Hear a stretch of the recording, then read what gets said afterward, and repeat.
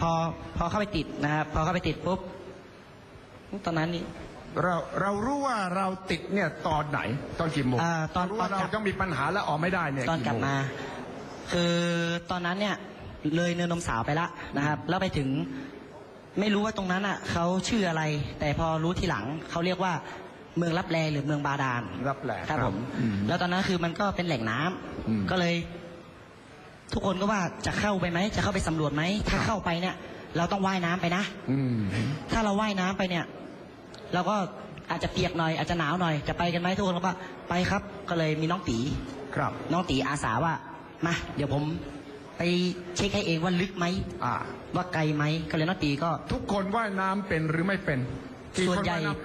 เป็นหมดครับแต่ก็จะมีน้องๆบางคนที่ว่าว่ายน้ำยังไม่ค่อยแข็งแรงก็จะมีให้รุ่นใหญ่ๆนะครับตัวสูงๆให้ขี่คอฉะนั้นข่าวแรกที่ออกมาบอกว่าว่ายน้ำไม่เป็นนี่ไม่จริงไม่จริงครับไม่จริงเพราะว่าส่วนใหญ่ของผมจะพาน้องๆเกิดไม่วันเสาร์ก็วันอาทิตย์จะพาหลังจากซ้อมบอลเสร็จจะพาไปว่ายน้ำตลอดครับเอาละพอไปเช็คไปดูและเหตุการณ์มันก็แย่ลงตลอดน้ำมันก็ขึ้นสูงขึ้นตลอดตอนนั้นนี่ยังไม่รู้ครับว่าน้ำขึ้นหรือไม่ขึ้นครับก็คือให้น้องตีว่ายไปพอว่ายไปก็ไปถึงน้องตีก็เช็คน้ำตลอดว่าพี่น้ำไม่ค่อยลึกพี่แล้วก็ว่ายไปเรื่อยๆแล้วก็พี่ตีน้องตีก็ว่าผมขึ้นฝั่งแล้วพี่ผมขึ้นฝั่งเรียบร้อยแล้วมากันได้เลยทุกคนก็เริ่มทยอยไปตัวใหญ่ๆเนี่ยเริ่มทยอยไปแล้วผมก็ตามไปพอตามไปเพื่อจะไปเช็คว่ามันไปต่อได้ไหมก็ไปถึงที่น้องตีอยู่พอน้องตีอยู่ปุ๊บผมก็เช็คระยะทางว่า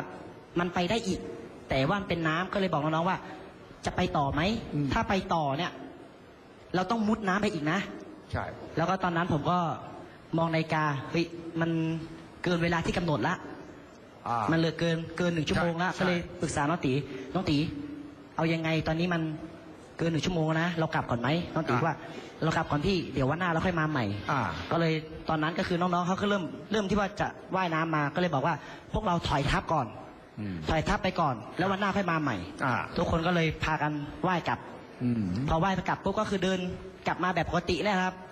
พอกลับมาแบบปกติแล้วทีนี้ก็คือมาเจอที่สามแยก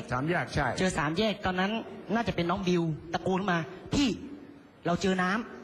ำผมก็บอกว่าแล้วก็จะมีตอนนั้นคือไม่จำไม่ได้เป็นเสียงใครก็บอกว่าพี่เราหลงทางหรือเปล่าผมก็บอกว่าไม่หลงครับไม่หลงแน่นอนเพราะว่าเส้นทางมันมีอยู่เส้นทางเดียว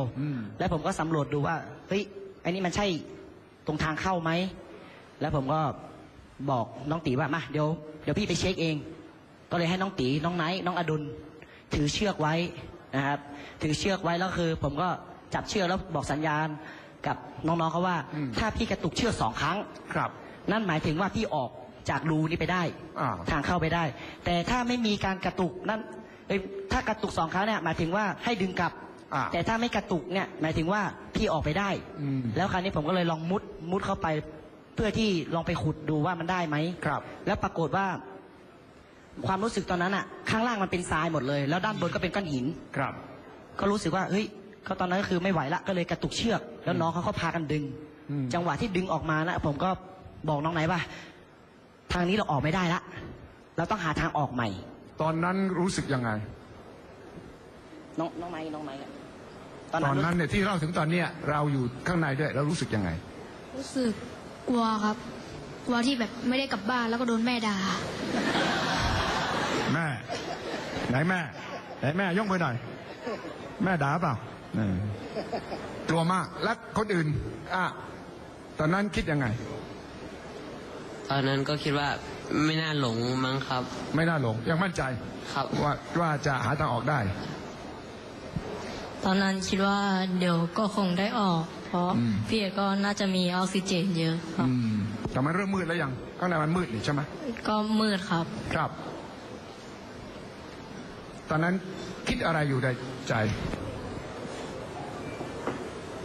ได้เลยตั้งสติก่อนครับตั้งสติ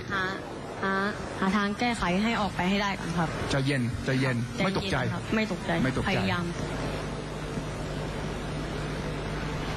ก็บอกทุกคนครับสู้ต่อครับไม่ต้องท้อครับครับนี่คือเป็นรองหัวหน้าทีมเลยนะนี่คือหัวหน้าทีมใช่ ช่ไหมที่บอกให้ทุกคนช่วยต่อไป รองหัวหน้าทีมนี้ เมื่อกี้ที่กระตุกเชือกเนี่ยเพราะว่าเราไม่เห็นกันแล้วส่งเสียงกันไม่ได้ยินใช่ไหม ไม่ได้ยินครับเพราะว่า ไกลมากใช่ไหม ยังไงก็ไม่ได้ยิน มันเหมือนกับที่นักดำน้ำที่ลงไปใช่ไหมครับ มันจะไกลมากไม่สามารถจะส่งเสียงตะโกนอะไรไม่ได้ยินใช่ไหมครับหมอภาคไหนเล่าลองวาดภาพเด็กที่เจออย่างนั้นอยู่ครับ คือถ้าน้ำมันอุดเต็มโพรงเนี่ยครับ แล้วก็ตัวอยู่ในน้ำเนี่ยส่งเสียงไงก็ไม่ได้ยินหรอกครับ ครับ ครับไม่ได้ยินอะไรเลยกระตุกปั๊บ พอกระตุก2 ครั้งนะครับ แล้วก็น้องๆเขาก็รู้ละก็เลยพากันดึงขึ้น จังหวะที่ดึงขึ้นนั่นแหละครับ ก็เลยบอกน้องๆว่าเฮ้ยเราออกไปไม่ได้แล้วคือเราต้องหาเส้นทางใหม่ ครับ แล้วคราวนี้ก็เลยพากันขึ้นมาบนบก ก็เลยบอกน้องๆว่า น้องก็ว่าพี่เราจะออกยังไง ผมก็เลยเสนอว่า เรามาขุดร่องกันดีกว่า เพื่อให้น้ำมันระบายมา ก็เลยเริ่มลงมือกัน ก็ให้ไปหาก้อนหินมาอะไรมา มาช่วยกันขุด ตอนนั้นกี่โมงละ ตอนนั้นประมาณเกือบ5 โมงครับ ครับ ประมาณเกือบ5 โมงแล้วพากันขุดไปเรื่อยๆแล้วก็ไม่ก็ขุดเท่าไหร่ก็ไม่มีท่าทีว่าน้ำมันจะลดลง ครับ ก็หลังจากนั้นก็น้องตีก็มากระซิบบอกเวลาผ่านไปเรื่อยๆก็น้องตีมากระซิบบอกว่าพี่เราไปหาที่นอนก่อนไหมเพราะตอนนี้มันเริ่มมืดแล้วนะ ใช่ เพราะตอนนั้น6 โมงกว่าแล้วครับ6 โมงกว่า ครับ ก็เลยทุกคนก็ตกลงว่าไปหาก็ได้ แล้วผมก็เลยบอกไปว่า ไม่ต้องกลัวหรอก ครับ อาจจะเป็นปรากฏการณ์น้ำขึ้นน้ำลงก็ได้พรุ่งนี้เช้าน้ำอาจจะลดเดี๋ยวเราไปหาที่นอนกันก่อนดีกว่า อันนี้กะค้างคืนละ ครับผมกะค้างคืนเรียบร้อยแล้วครับผมก็เลยพากันมีอาหารการกินมีขนมอะไรอยู่ในกระเป๋าไหมครับ ไม่มีครับไม่มี ไม่มีเลย ไม่มีเลยครับ ไม่เตรียมอะไรเลย ไม่ได้เตรียมอะไรไปเลยครับ เพราะว่ากินกันที่สนามตอนซ้อมบอลเท่านั้นครับ ครับละเตรียมกลางคืน พอไปถึง พอตอนนั้นปุ๊บก็เลยถอยออกจากที่จุด3 แยกแล้วครับ เข้าไปประมาณ200 เมตร ประมาณ200 เมตรก็ไปเจอเนินที่เป็นทราย ครับ แล้วอีกอย่างก็คือมีน้ำ ครับ น้ำที่ตกอยู่หน้าถ้ำเป็นแบบมันน้ำย้อยอะครับ น้ำย้อยที่ผากับหิน ครับ ครับ ก็เลยบอกน้องว่าเราอยู่ใกล้แหล่งน้ำดีกว่า ก็เลยพากันนอนค้างคืนที่ทรายตรงนั้น แล้วก็ก่อนที่จะนอนหลับนะครับ ก่อนที่จะนอนหลับก็เลยบอกน้องๆว่าไปเรามาไหว้พระก่อนนอนกันดีกว่า ครับ ครับก็เลยพากันไหว้พระก่อนนอนกัน ตอนนั้นเริ่มจะใจไม่ดีแล้วล่ะ ตอนนั้นคือไม่กลัวเลยครับ ไม่กลัวเลย ครับ ก็คือ เพราะคิดว่ายังไงวันรุ่งขึ้นคงหาทางออกได้ คิดว่ายังไงพรุ่งนี้น้ำน่า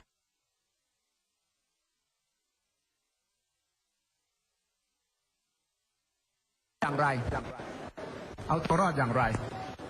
ตลอดเวลาที่อยู่นั่น ผมพาน้องๆเขาเดินหาทางออกครับ แล้วก็ส่วนใหญ่ก็ผมจะคอยดูเวลาตลอดครับ แล้วก็หาแหล่งน้ำกินในถ้ำครับ น้ำเนี่ยกินยังไงครับ น้ ส่วนใหญ่จะเป็นหินย้อยครับ ำหินย้อย ครับ น้ำนี่สะอาดพอที่จะดื่ม สะอาดครับ ครับ รสชาติ เหมือนน้ำเปล่าทั่วไปครับ ครับ มีน้ำอย่างเดียวอาหารไม่มี ครับ ไม่มีครับ ครับ อาหารไม่มีตลอดที่เราอยู่เนี่ย แต่ว่าวันรุ่งขึ้นเราเริ่มหิวเนี่ย มีการคิดหาทางที่จะมีอาหารการกินยังไงไหมมีอาหารการกินยังไงไหม กินน้ำอย่างเดียวครับ กินน้ำอย่างเดียวเลย เริ่มรู้สึกไหมว่า ร่างกายเราอ่อนแอ วันแรกยังไม่รู้สึกครับ ครับ ผ่านไปประมาณ2 วันก็เริ่มรู้สึกแล้วครับ ครับ แล้วเห็นว่าโค้ชเอกบอกว่าให้ทุกคนอยู่นิ่ง ใช่ครับ ๆ เพื่อจะได้ใช้กำลังน้อยที่สุด ใช่ครับ แล้วก็ไฟฉายก็ให้ใช้อย่างประหยัดทีละคนใช่ไหมครับ ใช่ครับ ทำยังไงไหนลองบอกสิให้ทุกคนทำอะไรเหมือนกันยังไง ส่วนใหญ่ก็จะให้น้องๆที่มีไฟฉายแบบแรงๆครับ ปิดไว้ก่อนครับ และเก็บไว้ใช้ทีหลังครับ ครับ ซึ่งก็อยู่ได้ถึงวันที่เท่าไหร่ก่อนที่จะมีนักดำน้ำอังกฤษมาเจอ วันที่เท่าไหร่ วัน หลัง ที่10ครับ 10 วันไม่ใช่ วันที่2ครับ วันที่2ก็คือผ่านไปแล้ว10 วัน ครับ ช่วงนั้น 2 มี กรกฎา ใคร คม ช่วงนั้นมีใครมีอาการอ่อนเปี้ยเพลียแรง มีอาการไม่ไหวมีอาการที่จะบอกว่าเรา ต้องทำอะไรบางอย่างแล้ว ส่วนใหญ่จะทุกคนครับ ทุกคน ครับ อาการเป็นยังไง อ่อนแรงครับ ไม่มีแรงครับ ครับ แล้วที่เล็กที่สุดนี้อาการเป็นยังไงครับตอนนั้น ก็มีหน้ามืดบ้างครับ หน้ามืด แล้วก็ไม่มีแรง ครับ ครับ หิว หิวครับ ความรู้สึกหิวมากๆนี่มันเป็นยังไง หิวมากๆก็ไม่นึกถึงกับข้าวครับ ไม่งั้นเดี๋ยวมันจะทำให้หิวกว่าเดิม ไม่คิดถึงกับข้าวเลย คิดถึงอะไรล่ะ คิดถึงอะไร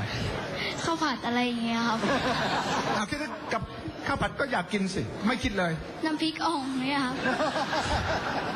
สุดยอดข้างหลังนั้นคิดยังไงตอนนั้น ใช่ ตอนนั้นเนี่ยสภาพของตัวเราเองเป็นยังไง ก็กินน้ำให้อิ่มๆครับ แล้วทำอะไรกันบ้างยามว่าง ยามว่างก็ไปขุดหลุมครับ ขุดผนังถ้ำอะครับ ใช้อะไรขุดผนังถ้ ก้อนหินครับ ำก่อนเห็นใช่แล้วมันขุดได้แค่ไหนยังไง ก็ประมาณ3 เมตร 4 เมตรครับ โอ้เหรอขึ้นได้ขนาดนั้นเลยเหรอครับ ครับ ขุดเพื่ออะไรครับโค้ช ขุดเพื่อหาทางออกครับ คือตอนที่ติดก็เลยบอกตอนวันนั้นคือเป็นวันที่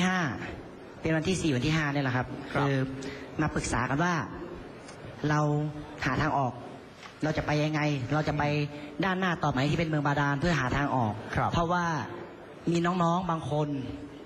เหมือนน้องบิวกับน้องดอมเนี่ยเคยมาเข้าค่ายที่ถ้ำหลวงนะครับ แล้วก็มีเจ้าหน้าที่เคยบอกว่ามีทางออกอยู่ปลายถ้ำ ครับ แต่ระยะมันไกลมาก ครับ ก็เลยบอกว่าเราจะไปไหม เราจะเสี่ยงเพื่อมุดออกไปไหม ถ้าเรามุดออกไปเนี่ยนั่นหมายถึงว่าเรามีโอกาสครั้งเดียว ถ้าเราเจอเราก็รอด ครับ แต่ถ้าเราไม่เจอทางออกนั่นหมายถึงว่าเราโดนปิดตาย2 ชั้น ก็เลยพากันถอยกลับมา ครับ พอถอยกลับมาก็คือมาถึงที่เนินนมสาว อยู่ด้านล่างของเนินนมสาว ครับ มาปรึกษากัน ครับ มาปรึกษากันว่าเราจะเอายังไงดี เรามีทางเลือกอยู่2 อย่างคือ1รอตรงนี้ ครับ 2รอเจ้าหน้าที่มาเจอ ครับ แล้วตอนนั้นจังหวะนั้นเองก็คือมีน้ำ ครับ น้ำไหลมาคือได้ยินเสียงน้ำว่าเฮ้ยอันนี้มันเสียงอะไรก็ให้ทุกคนเงียบ ครับ เงียบให้ที่สุดก็เลย พอฟังปุ๊บก็เลยลองส่องไฟฉาย ปรากฏว่ามีน้ำเริ่มไหลมา พอน้ำไหลมาปุ๊บก็เลยบอกให้น้องๆเนี่ยพากันรีบขึ้นบนที่สูงที่เนินนมสาวนะครับ ครับ พอได้สักพักไม่ถึงชั่วโมงเนาะไม่ถึงชั่วโมง ก็คือหลังจากนั้นก็คือน้ำเนี่ยขึ้นสูงมากประมาณเกือบ3 เมตรได้ เราได้ยินเสียงฝนตกใช่ไหม ไม่ได้ยินครับไม่ได้ยิน แต่ฝนตกตลอดเวลาช่วงนั้น ที่น้ำขึ้นมาเนี่ย ครับ แล้วหลังจากนั้นก็เลยพอติดปุ๊บก็เลยบอกว่า เอาละทางข้างล่างเนี่ย เราหมดสิทธิ์ไปแน่ๆรอเจ้าหน้าที่มาเจออย่างเดียวแล้วก็อย่างที่2คือ ครับ เราไปขุดผนัง ครับ ไปขุดผนังเพื่อที่จะหาทางออกกันดีกว่า ครับ อย่างน้อยก็คือ เราก็ทำอะไรบ้าง ไม่ใช่ว่ารอมัวแต่นอนรอเจ้าหน้าที่มาเจอพวกเรา ครับ ครับ ก็เลยพากันขึ้นไปเพื่อไปขุดผนังก็เลยจะเปลี่ยนกันเรื่อยๆครับ พอคนหนึ่งขุดเสร็จ พอเหนื่อยก็เปลี่ยนอีกคน คือวนไปเรื่อยๆจนดึก มัน แบบนั้น ข้าวก็ไม่มีกินอาหารไม่มีต้องขุดด้วยเนี่ย แรงมันก็หมดไปด้วยสิ มันหมดครับ แต่ก่อนที่จะขึ้นไปขุดเนี่ย จะกินน้ำให้อิ่มก่อน ครับ กินน้ำให้อิ่มก่อนแล้วก็ขึ้นไป จะไปอยู่ข้างบนเนี่ยเกือบทั้งวันเลยครับ เพื่อที่จะขุดหาทางออก ครับ แล้วก็พอตอนเย็นก็จะลงมาด้านล่างที่เนินที่อยู่ใกล้น้ำนะครับ แล้วก็น้ำพอตอนนั้นคือน้ำมันเริ่มตกตะกอนละมันใสละ ครับ ก็เลยลงมากินน้ำตรงนั้น แล้วก็ขึ้นมานอนที่ใกล้น้ำที่สุดนะครับ ครับ